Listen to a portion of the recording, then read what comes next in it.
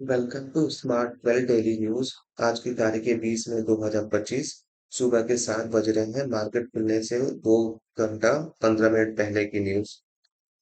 तो कल का मार्केट देखेंगे तो कल मार्केट में थोड़ी गिरावट थी। बीएसई सेंसेक्स 271 पॉइंट से गिरे, निफ्टी 50 42 पॉइंट से गिरी। और बैंक निफ्टी में भी हमने गिरावट देखी थी। और जो वॉलेटिलिटी थी मार्केट की वो भी 5% से इंक्रीज हो गई। मतलब स्टेबिलिटी जो मार्केट की थी वो अ, सही नहीं है, वो इंक्रीज हो गई है, अनस्टेबल हो गया मार्केट। और उसके मेन रीजन जो थे वो थी मोदी यूएस क्रेडिट रेटिंग ने डाउनग्रेड कर दिया है। ये क्या है इसके बारे में आगे बताएंगे। आईटी सेक्टर जो है उसने भी वीकनेस दिखाई है।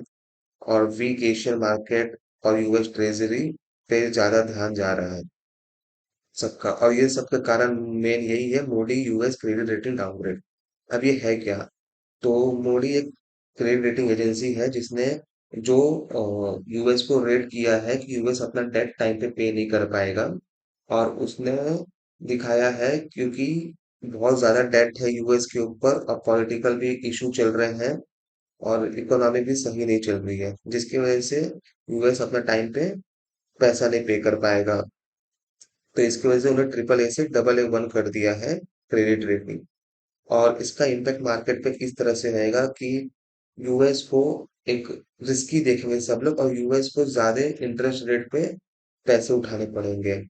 और ये तो जो इन्वेस्टर है वो जनरली क्या करेंगे, जो मार्केट में पैसे उनके हैं वो पैसे निकाल देंगे क्योंकि उनको जितने रिटर्न्स मिलेंगे उससे ज्यादा तो उनको इंटरेस्ट पे करना पड़ेगा। तो वो पैसे निकाल के वो कहीं गोल्ड में कर देंगे या फिर बॉन्ड्स में इन्वेस्ट कर देंगे। ठीक है। सो यहाँ पे इस वजह से आज के दिन भी मार्केट रिस्की रहेगा, नीचे जाने की संभावना रहेगी। सेक्टरियल देख लेंगे तो आईटी में इन्फोसिस, टीसीएस, टेक महिंद्रा कल के दिन डाउन थे 1.2 से 2% के बीच में। रियल एस्टेट और पीएसयू बैंक अच्छे परफॉर्म कर रहे हैं। और जो टीवीज लैब 5% से बड़ा है। क्वार्टर फोर रिजल्ट उनके अच्छे आए। क्रेडिट एक्सेस 5% से घटा है। जुपिटर वैगन भी नीचे गिरे हैं 3.2% से। वरुण बेवरेज ने 50% एक्वायर किया स्टेक एवरेज इंडस्ट्रियल में। और महिंद्रा लाइफ स्पेस ने राइट इशू किया है 1500 करोड़ का। करेंसी और कमोडिटीज की बात करें तो इंडियन करेंसी थोड़े स्ट्रांग दिखी हमें कल के दिन पे। पहले 85.55 थी, अब 85.40 हो गई है। सो स्ट्रांग दिखी इंडियन करेंसी। अब निफ्टी फिफ्टी की रिजल्ट की बात कर ले तो भारत इलेक्ट्रॉनिक का कल रिजल्ट था जिसमें 18.4% से प्रॉफिट हुआ year two year. Power grid का प्रॉफिट लेस हो गया है 0.6% से ईयर टू ईयर। वहीं कोटक महिंद्रा बैंक ने भी वीक परफॉर्मेंस दिया है और -5% के करीब उनका लॉस हुआ है। करूर व्यास बैंक ने अच्छा परफॉर्म किया है, 12.5% से प्रॉफिट इंक्रीज हुआ है। आईआरबी इंफ्रा का 13.7% से प्रॉफिट इंक्रीज हुआ है। तो ये मिक्स सिग्नल है मार्केट का। जो upcoming Nifty fifty and bank Nifty के रिजल्ट आने वाले हैं ये वीक में। आईटीसी लिमिटेड का आने वाला है मई 22 को। जेएसडब्ल्यू स्टील का आने वाला है मई 23 को।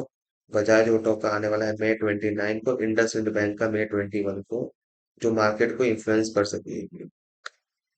और यूएस मार्केट की बात कर लें और कुछ ग्लोबल मार्केट की बात कर लें तो कहीं पे कुछ ज्यादा चेंजेस नहीं दिखने को मिला। S and P 500 flat opening हुई है। डो जोन्स 0.3% से इंक्रीज हुआ है। नेस्डैक 0.1% से गिरा है। एशिया पैसिफिक में 0.8% से गिरावट आई है। और यूरो में भी मिक्स सिग्नल आया है। कमोडिटी की बात करें तो गोल्ड प्राइसेस इंक्रीज हुआ है क्योंकि जैसे आपको पता है मोदी ने वहां पे बताया है कि इंटरेस्ट रेट हाई हो सकता है। यूएस अपना टाइम पे टैक्स पे नहीं कर पाएगा तो सब लोग गोल्ड के पास भाग रहे हैं क्योंकि गोल्ड में ज्यादा उनको सेफ और रिटर्न मिल रहा है। और ऑयल प्राइस कंटिन्यू नीचे गिर रही है क्योंकि आउटपुट जो है बहुत ज्यादा हो गया है और डिमांड कम है। यूएस डॉलर वीक हो गई है as compare to Indian currency, euro currency and pounds to.